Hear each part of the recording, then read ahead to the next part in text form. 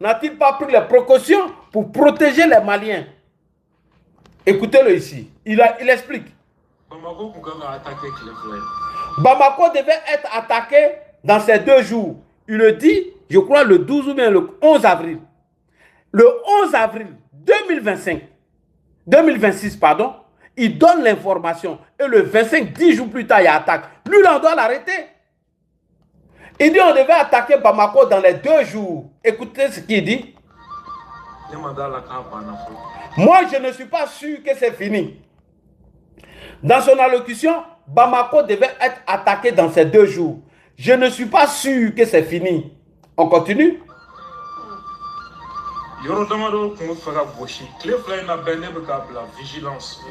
Il dit dans ces 2 jours, je suis en train de mettre vigilance sur sa page. Bamako, Sévaré, Gao. Bamako, Sévaré et Gao. Il le dit le 11 ou le 12 avril 2026. Et 10 jours plus tard, il y a l'attaque. On y va. Il dit on devait frapper Bamako, Sévaré et Gao le même jour. Même heure et même minute. Et c'est ce qui s'est passé. Pourquoi lui, on ne va pas l'arrêter? Pourquoi on ne pose pas question au service de renseignement? Ce qui veut dire qu'Assimi était au courant. Il a dit ça le 11, le 12 avril. Qu'il y a un projet aux mains des terreaux où on doit attaquer Bamako ces jours-ci. Et l'attaque sera coordonnée. Ils vont attaquer Sévaré, Bamako, Gao et Kidal. Et c'est ce qui était préparé. Zantrila,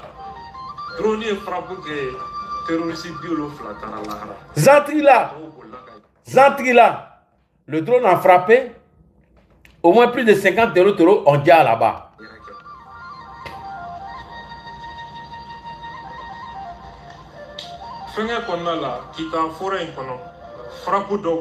Il y a eu des frappes à Kita et des gens ont dit là-bas. Bon, pourquoi des gens ont dit là-bas, ils ont pu venir à Bamako? Avec tous ces frappes-là, pour affaiblir les terreaux, pourquoi ils ont pu attaquer Bamako alors? Pour répondre à cette question. Hier, dans les environs de Gao, il dit hier dans les environs de Gao, derrière Tessil,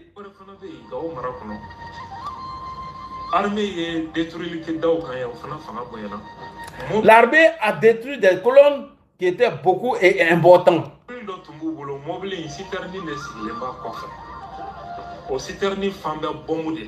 Il dit qu'ils avaient un véhicule et derrière le véhicule, c'est un système qui est attaché derrière, rempli d'explosifs. Je répète encore, il dit, les terreaux avaient un véhicule, ils ont attaché un système derrière qui était rempli de bombes. On écoute. Il devait prendre, il devait accélérer avec une vitesse, avec ce système de bombes, pour se diriger vers le camp. Il dit l'explosion de ces bombes-là peut envoyer 100 personnes dans le Djali. A photo bébé.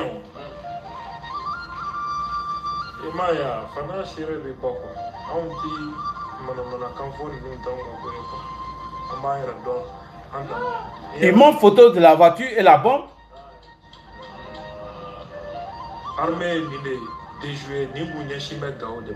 Il dit ça, l'armée a déjoué, s'était dirigée vers Gao.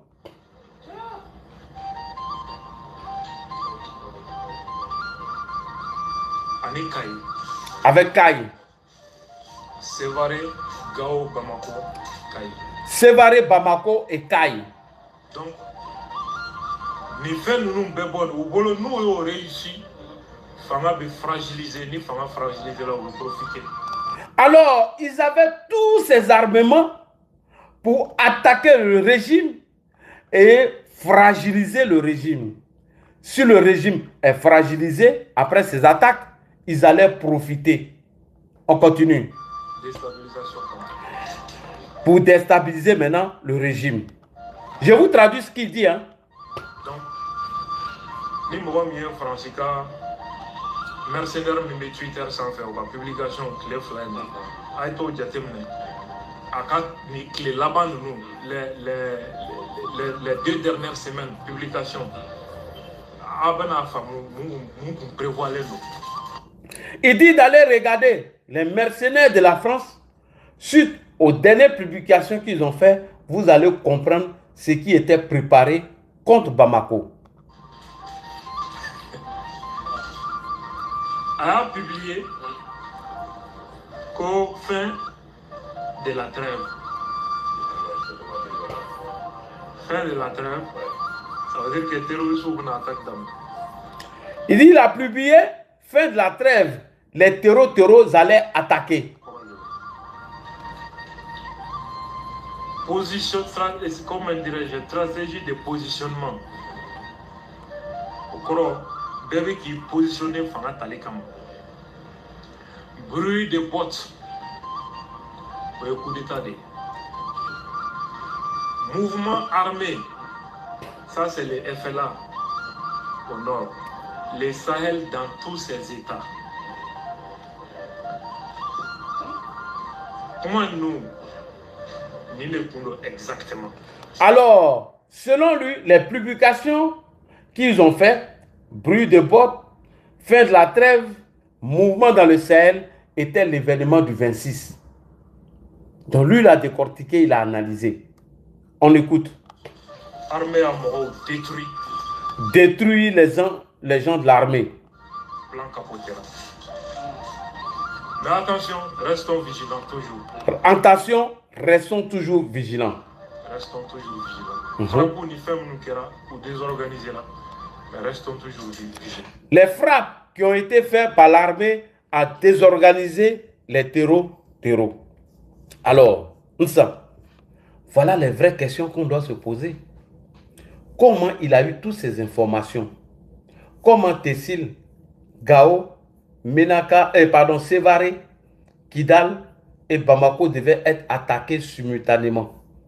Comment il a eu l'information? Moi-même, je suis capable même de demander à Assimi. Il faut faire attention à Guillaume Soro. Parce que le mode opératoire que Abdoul Niang a expliqué, selon lui, comment les attaques devaient être coordonnées, mais Guillaume Soro l'a déjà dit dans une vidéo. Est-ce que les terreaux ne travaillent pas avec Guillaume Soro? Parce que Guillaume Soro a dit en 2014-2005 dans un audio comment on devait attaquer la transition burkinabé. Si on attaque un côté ici, quand les médias vont sortir, ils vont dire au Burkina, ça ne va pas ici, on attaque l'autre côté. Au moment où les gens se concentrent pour aller là-bas, on frappe l'autre côté. Guillaume Soro l'a déjà dit. Est-ce que c'est cette méthode que les terreaux ont utilisée? Non, mes frères, il ne faut pas rire. Pas essayer là. Hein. Ce que Abdoul Niang dit nous ramène directement à Guillaume Kibafori Soro. Est-ce que Guillaume Soro ne travaille pas avec les terreaux? Je vous amène à écouter quelques extraits. Écoute Dieu de Guillaume Soro. Parce que ça là, c'est intéressant. Hein? Est-ce que Guillaume Soro ne travaille pas avec les terreaux? Est-ce que Guillaume ne travaille pas avec les terreaux? C'est la question que nous nous posons.